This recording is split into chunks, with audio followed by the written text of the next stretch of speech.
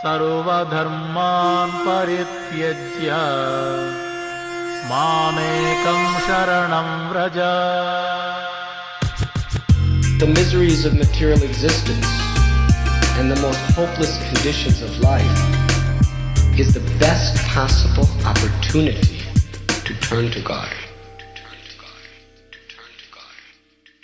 You're listening to Bare Knuckle Bhakti Shorties on the Bhakti Recovery Podcast with Jiva G, coming at you every Monday with a little spiritual something.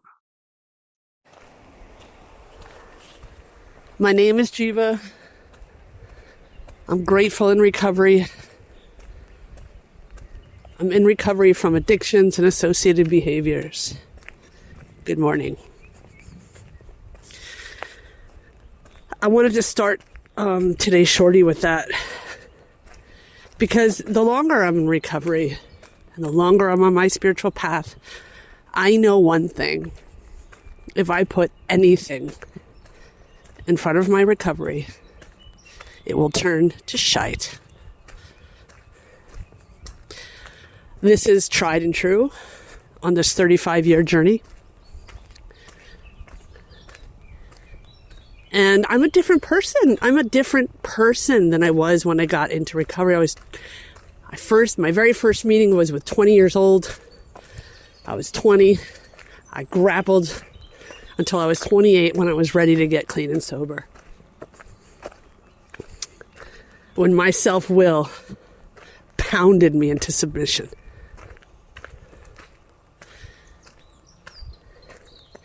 And I really have to say, after 28 years of sobriety, I learned so slow. I am the slowest learner on earth, I think. I really do think that. You know, this is the thing, and this is the thing that I've realized. The 12-step program saved my life. I would not have been able to do anything without it. There's nothing in the world that could have helped me more than that. Nothing. And I am forever in 12 steps, the debt of 12 steps, forever giving back for what I've eternally become, eternally received. Yet, and the thing is, I noticed after about 17 years of being in the program that I was irritable and discontent. My program was strong, never wanted to use or drink ever again. Yet, I was irritable and discontent, uncomfortable in my own skin. Quick to react, heavy-handed, harsh, and rough around the edges. That was sort of the time in my recovery. I think it wasn't 20 years in, it was 17 years in, when I started to really realize that there's so much more work to do. So much more work to do. The thing about, and I'm not saying Alcoholics Anonymous and the program itself, but there is a culture behind that. And this is not to criticize. This is enough for some people. And it doesn't promise, Alcoholics Anonymous doesn't promise to get to your inner child and heal that. That's not what the promises are all about. If we're painstaking about this phase of our development, we will be amazed before we are halfway through. We're going to know a new freedom and a new peace. Those are the promises. Yet they weren't coming true for me. And why? I had so many underlying issues that I didn't and couldn't look at. I couldn't. I was too busy holding on for dear life, people. Holding on to surviving. I was living in my survival. Life wasn't about enjoyment. It was about abstinence. Life was about suiting up and showing up and don't cry and, don't be a crybaby. Shut up. Drill sergeanting my way through life. Not in my sobriety, though, but in my life. Going to meetings was the biggest highlight of my life. And still is. But I wanted more. I wanted a deeper understanding of God. Because in the 12 steps, there's only one step that mentions alcohol or drugs or addiction or codependency or dysfunction. And that's the first step. Everything else is pretty much God-centered. That's most of the program. And I need to get with that program.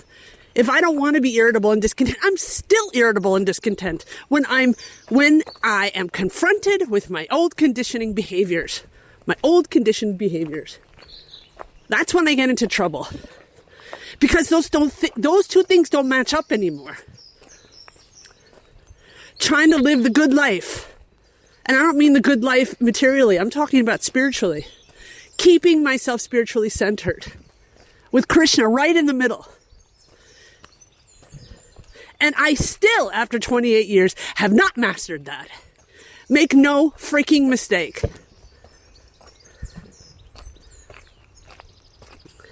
But I am constantly aware. And I am grateful to have people in my life who will call me on my bullshit. That's how I learn. I might get offended. But instead of saying, I don't like you anymore, get out of my life, I might get angry for 5 minutes. I will go reflect and make my apologies. That's progress.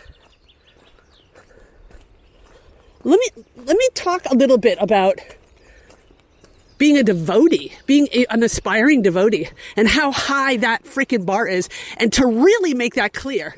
And I don't know about anyone else. I don't care about anyone else. My mission in this life is to recover from addictions and associated behaviors, keeping Krishna in the middle of everything. And anyone else who wants to hang out with me in that way, man, I'm down. My mission is not to say what other people have to deal with or grapple with. I don't know what they have to deal with or grapple with. I only understand from my conditioning. And I forgot what I was going to say. Damn it. But the conditioning that I have, getting to the very, very, very bottom of that. Oh, right. The bar of a devotee. That bar is so high. And when you're coming in to being an aspiring devotee, so many things have to happen beforehand that we can even enter this. Or me. Okay, in a way, for me, it was, thank God, I'd done a lot of the AA work and a lot of NA work. I was a vegetarian. I was married. Boom, no problem. 4 regs taken care of. But there's so much other stuff there. That's the bare minimum. Then we get to the chanting. And not only the chanting, just the repetition of the holy name. I can't even begin to fathom what that's like. Saying the holy name as the holy name is supposed to be said. Chanting it as it's supposed to be chanted. No way! I'm not saying not to do it. I'm just saying for me, I could do it. I could say the holy names. But that that expectation of doing it properly without offense. Man, I'm not in that position. I'm aspiring, but I'm not in that position. And then we got everything else. With the Gaudiya Vaishnavas, I mean, we got lots of rituals, people, lots of rituals. We got deity worship. We got association. Hearing. Kirtan. All these disciplines. And I don't even know if I want to, it's a discipline because I view it as a discipline, but they're just regulative things that we do in order to keep ourselves centered in Krishna. That's what they're there for.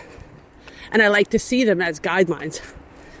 Not the big pointed finger from the sky pointing at me like, if you don't do this, you're a bad devotee. Let's be real. How many people do I see? And two things, how many people do I see coming to a program and realizing, oh, this is a lot of work. They turn around, leave, and never come back. Only sometimes to return later when they're ready. It's the same with being a devotee. The people who really understand the commitment that you have to be a quote-unquote good devotee, and then you're dealing with addictions and associated behaviors, you're dealing with just the bare minimum of things, it could seem insurmountable. But it isn't. Because there's suggestions and guidelines. There's nobody there. And that's the thing. There should be nobody there with their arms crossed looking at you saying that you're a bad devotee. If you got people like that in your life, ask yourself why.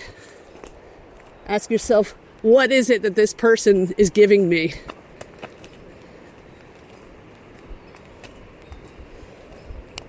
You know, I'm so super sick and tired of being irritable and discontent. Sick and tired. And there's no freaking way around it. How many of us here, sweep stuff under the carpet? I don't want to deal with this. Just forget about it and go do something nice. Just chant. You can't chant away things. Maybe some people can. I don't know. If you can, please shoot me an email. Tell me how. Tell me where you are in your life. We're smack dab in the middle of Kali Yuga. It's like a huge frickin' mosh pit with clowns and crazy people. And I'm one of them. I'm not pointing my fingers. I'm just taking a moment to reflect and look around. Where am I? Where am I in my spiritual program today? What am I doing to help the others? What am I doing to get myself straight with God?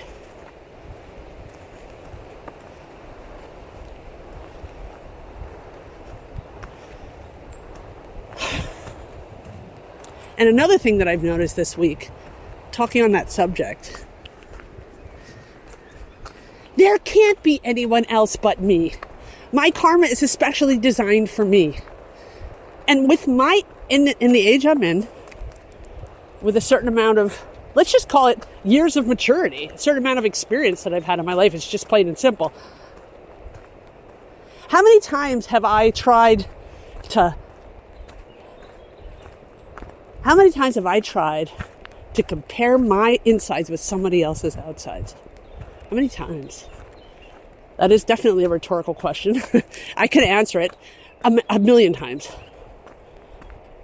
And it doesn't work. It never works. We can definitely say, I like what they have, and I'd like to have some of what they have. The worst thing that I've done in Krishna consciousness for myself is to find people who are completely different than I am and take their suggestions, use them over and over, and have them not work in my life, and then feel bad about myself. This doesn't work. I am too conditioned to be like, yes, I will bow at your lotus feet, even if I think your life experience has absolutely nothing to do with me or my karma. Hey, that's a way. Some people need to do that to learn humility or whatever. It's never worked for me. And I'm old enough to decipher what's applicable and what's not applicable. You see, it's a little different what I've noticed as well, if people don't want to have a real relationship, I don't want to have one either. I don't care who you are. I don't care. I'm not interested. I'm not interested in surrounding myself with people who have unattainable goals for myself. I'm not interested in hanging around with people who are going to negative Nelly me into bad thoughts. I'm not interested in trying to measure up to someone else's experience. I'm not interested anymore. I'm interested in what's behind that. What did this person learn through their experience, strength, and hope? What conclusions have they come to? Doesn't mean that that's the same experience, strength, and hope that I have. How can I reflect their experience, strength, and hope and put it into my karmic situation? That's worked for me. I've met people in the program. When I first came into the program, I was just a straight up junkie. Straight from the streets. I came from a pretty, upper middle class family. So I knew about manners and all that stuff. I wasn't some unruly. Well, I was unruly. That's not true. But yeah, I knew better. I just chose not to. And when I first got in the program, I actually found my recovery in AA. I found NA a little too many people like myself. I needed something to look towards. I needed something a little more simple. I know there's this joke. What's the difference between an alcoholic and an addict? Well, they'll both steal your wallet, but the addict will pretend to help you look for it. And so that describes a lot. It's pretty simple. I needed that pretty simple recovery. But what I noticed, now I've cut off the main thing that I was talking about. But anyway, my recovery in NA and in AA gave me the basis to even have a life. And like I said, I wanted more and I need more. That's why I came up with the Bhakti Recovery Group, because I found God in that way. And this is true for me. I really don't have much more to say. I feel like I said it all. I wish you guys a really nice week. Remember, you have your own personal conditioning, your own personal experience, and someone else's experience might and will help you with their experience, strength, and hope. But it doesn't mean you have to do exactly or be exactly like them. You could do the steps like they did it. That's how I understood it. I did my steps how they did it. I practiced a program how they practiced their program because they had something that I wanted. But their life and the mix of how that works within their DNA is not mine. I could work the steps from somebody who's really rich. Doesn't mean if I work the steps, I'm going to be rich like them, because I don't have that karma. That's all I'm trying to say. That's all I'm trying to say. Anyway, my friends, again, before I shut up, listen to those birds. Oh, I love it here. I just love it here. Again, one more thing before I go. Remember, we are a nonprofit organization, and I am actually at your begging to help us. Let me help you. Let me help me to help you, please. A small donation, a large donation, whatever donation you can give helps us continue doing what we're doing. Also, I'm going to the UK. Anyone out there in the UK who's listening to this, I will be in Bath, and I will be in Glastonbury, and then, oh my God, I'm so embarrassed. I wanted to say it, but I only know it's, Western Supermare. I always say Western Superman. I'll be there as well between June 6th and June 12th. The events page is not yet on the website. We're working on it. Thank you, Charlie, my dear friend. But it will be up there soon. Also, side note, lots of construction on the website. Check it out. New stuff. It's very simplified. Charlie is doing an amazing job. Shout out. And yeah. So if you like what I'm doing, if you like the Bhakti Recovery Group and what we're doing and what we're offering, and if you're getting something from this podcast, please donate anything you can. It helps me get the message out. It helps me get around.